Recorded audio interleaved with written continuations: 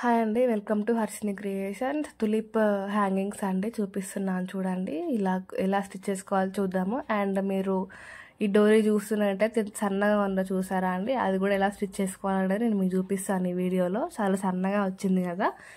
ఇప్పుడు చూద్దాము ఎలా స్టిచ్ చేసుకోవాలి ఏంటి అనేది. ఇప్పుడు క్లాత్ ఉంది కదండి, ఇప్పుడు ఇలా సన్నగా మనకి పాదం సైడ్ స్టార్టింగ్లో మాత్రం కొంచెం వెడల్పుగా గుట్టేసుకోండి, ఎందుకంటే అందులో నుంచి మనం తీస్తాం కాబట్టి రివర్స్లో తీస్తాము. అదే క్లాత్ సైడ్కి ఇంకొకటి కూడా గుట్టేస్తున్నాను, ఎందుకంటే క్లాత్ నాకు కొంచెం వెడల్పు ఉంది, సో అందులోనే రెండు తీసేస్తున్నాను.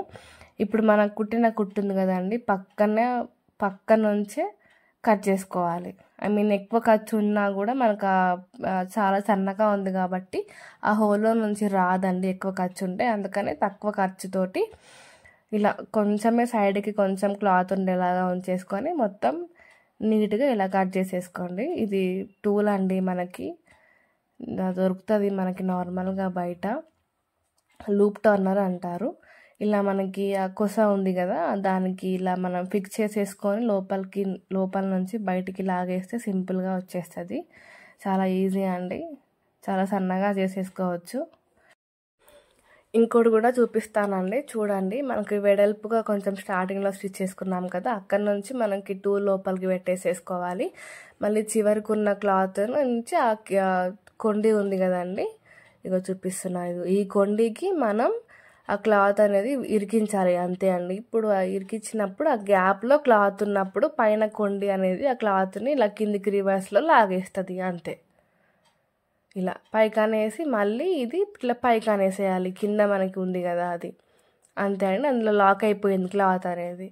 ఇప్పుడు లాక్ అయిపోయింది కదా, ఇలా మనం కింద నుంచి చిన్నగా ఇలా కిందికి ఇలా లాగేసుకున్నామంటే అయిపోతుందండి. చాలా సన్నగా వచ్చేస్తుంది మనకి, అంతే.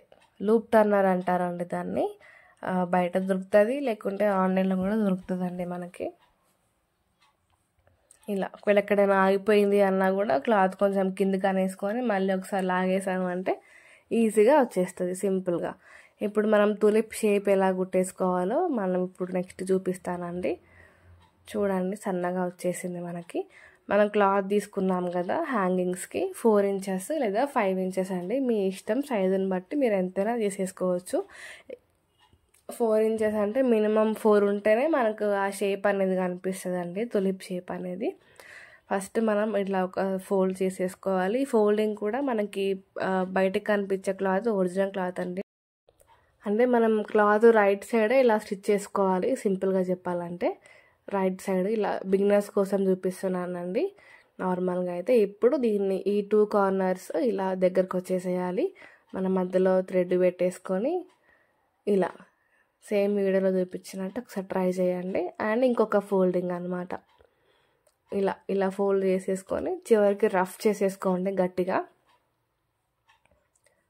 రఫ్ చేసేసుకొని మిగతా ఎక్స్ట్రా క్లాత్ ఏదైనా ఉంటే కట్ చేసేసుకోండి. మరి రివర్స్ తీసుకుంటే అయిపోతుందండి. అందమైన హ్యాంగింగ్స్ మనకి రెడీ అయిపోతాయి.